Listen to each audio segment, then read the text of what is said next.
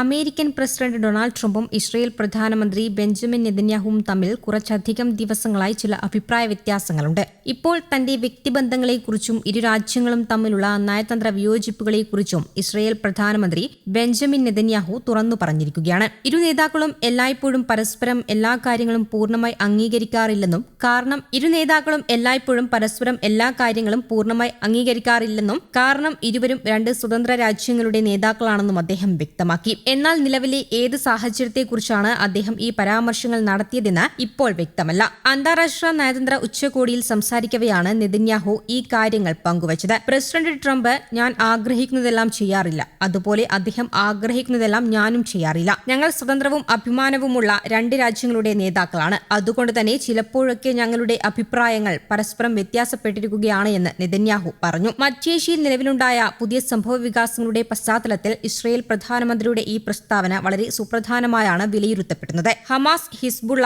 കൂടാതെ ഇറാന്റെ പിന്തുണയുള്ള മറ്റ് സായുധ ഗ്രൂപ്പുകൾ എന്നിവരിൽ നിന്നും കടുത്ത സുരക്ഷാ വെല്ലുവിളികളാണ് ഇസ്രയേൽ ഇപ്പോൾ നേരിട്ടുകൊണ്ടിരിക്കുന്നത്. ഈ വിഷയങ്ങളിൽ അമേരിക്ക എപ്പോഴും ഇസ്രയേലിന് ശക്തമായ പിന്തുണ നൽകുന്നുണ്ടെങ്കിലും ട്രംപ് ഭരണകൂടം ഇസ്രയേലിന്റെ എല്ലാ ആവശ്യങ്ങളും ഉടൻ തന്നെ അംഗീകരിക്കാറില്ല. അതുപോലെ തന്നെ ഇസ്രയേലും അമേരിക്കയുടെ താൽപര്യങ്ങൾ മാത്രം മുൻനിർത്തിയല്ല തങ്ങളുടെ നയങ്ങൾ രൂപീകരിക്കുന്നത്. അമേരിക്കയും ഇറാനും തമ്മിൽ സ്വിറ്റ്സർലാൻഡിൽ നടന്നുകൊണ്ടിരിക്കുന്ന ചർച്ചകളെക്കുറിച്ച് വലിയ വെളിപ്പെടുത്തലുകളുമായി ഇറാൻ രംഗത്തെത്തിയിട്ടുണ്ട്. ഇറാന്റെ ഔദ്യോഗിക വാർത്താ ഏജൻസി പുറത്തുവിട്ട റിപ്പോർട്ടുകൾ പ്രകാരം ഇരു രാജ്യങ്ങളും തമ്മിൽ ഏകദേശം 18 മണിക്കൂറോളം നീണ്ട കടുത്ത ചർച്ചകൾ നടന്നതായി ഇറാന്റെ വിദേശകാര്യ മന്ത്രാലയ വക്താവ് അറിയിച്ചു. ഈ ചർച്ചയിൽ പല പ്രധാനപ്പെട്ട വിഷയങ്ങളും വിശദമായി സംസാരിച്ചു. ഇനി തുടർന്നുള്ള കാര്യങ്ങൾക്കായി ഇരുപക്ഷത്തെയും സാങ്കേതിക വിദഗ്ധരുടെ സമിതികൾ തുടർന്നും പ്രവർത്തിക്കും. ഖത്തറും പാകിസ്ഥാനുമാണ് ഈ ചർച്ചകളിൽ പ്രധാന മധ്യസ്ഥരുടെ പങ്ക് വഹിച്ചത്. നിലവിലെ സാഹചര്യത്തിൽ ചർച്ചകൾക്കായി നിയോഗിക്കപ്പെട്ട ഔദ്യോഗിക പ്രതിനിധി സംഘത്തിന്റെ ജോലി താൽക്കാലികമായി പൂർത്തിയായതായി ഇറാന്റെ വിദേശകാര്യ വക്താവ് വ്യക്തമാക്കി. എന്നാൽ ഇതിനർത്ഥം സമാധാന ശ്രമങ്ങൾ പൂർണ്ണമായി അവസാനിച്ചു എന്നല്ല.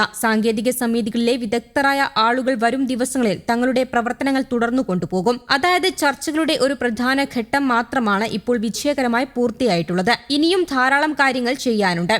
ഈ ചർച്ചകളിൽ മധ്യസ്ഥത വഹിച്ച ഖത്തറിന്റെയും പാകിസ്ഥാന്റെയും ഭാഗത്തുനിന്ന് ഉടൻ തന്നെ ഒരു രേഖാമൂലമുള്ള ഔദ്യോഗിക കരാർ രേഖ പുറത്തിറക്കും. ഈ 18 മണിക്കൂർ നീണ്ട ചർച്ചകളിൽ ഇരു രാജ്യങ്ങളും തമ്മിൽ ഏതൊക്കെ കാര്യങ്ങളിലാണ് ധാരണയിലെത്തിയത് എന്നതിന്റെ കൃത്യമായ രൂപരേഖ ഈ രേഖയിൽ ഉണ്ടായിരിക്കും. അതായത് തീരുമാനിക്കപ്പെട്ട എല്ലാ കാര്യങ്ങളും ഒരു ഔദ്യോഗിക പേപ്പറിൽ എഴുതി ഇരുപക്ഷത്തിനും മുന്നിൽ സമർപ്പിക്കും. ഇതിനെ ഇരു രാജ്യങ്ങളും തമ്മിലുള്ള സമാധാന ധാരണയുടെ പ്രധാന രേഖയായി കണക്കാക്കും. ഈ ഔദ്യോഗിക കരാറിന് പുറമെ മറ്റു 3 പ്രധാന വിഷയങ്ങൾ കൂടിയുണ്ടെന്നും അതിൽ 2 എണ്ണം തങ്ങൾക്ക് ഏറ്റവും അനിവാര്യമാണെന്നും ഇറാൻ വക്താവ് വ്യക്തമാക്കി. ഇറാന് തങ്ങളുടെ അസംസ്കൃത എണ്ണ അന്താരാഷ്ട്ര വിപണിയിൽ വിൽക്കുന്നതിനുള്ള ആവശ്യമായ അനുമതികൾ ലഭിക്കുക എന്നതാണ് ഒന്നാമത്തെ പ്രധാന വിഷയം. തങ്ങളുടെ എണ്ണ വിൽപ്പനയ്ക്ക് മേൽ അമേരിക്ക ഏർപ്പെടുത്തിയിട്ടുള്ള കടുത്ത ഉപരോധങ്ങൾ നീക്കണമെന്നും മറ്റ് രാജ്യങ്ങൾക്ക് സ്വതന്ത്രമായി എണ്ണ വിൽക്കാൻ തങ്ങളെ അനുവദിക്കണമെന്നുമാണ് ഇറാൻ ആഗ്രഹിക്കുന്നത്. രണ്ടാമത്തെ വിഷയം വിവിധ വിദേശ ബാങ്കുകളിലായി മരവിപ്പിച്ച് വെച്ചിരിക്കുന്ന ഇറാന്റെ സ്വന്തം പണവുമായി ബന്ധപ്പെട്ടതാണ്. അമേരിക്കൻ ഉപരോധങ്ങൾ കാരണം ഇറാനിയൻ സർക്കാരിന് ഉപയോഗിക്കാൻ കഴിയാതെ കോടിക്കണക്കിന്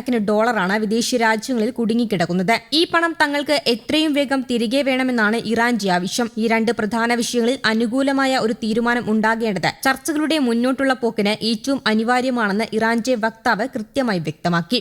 ന്യൂസ് ഡെസ്ക് കേരള കൗമുദി.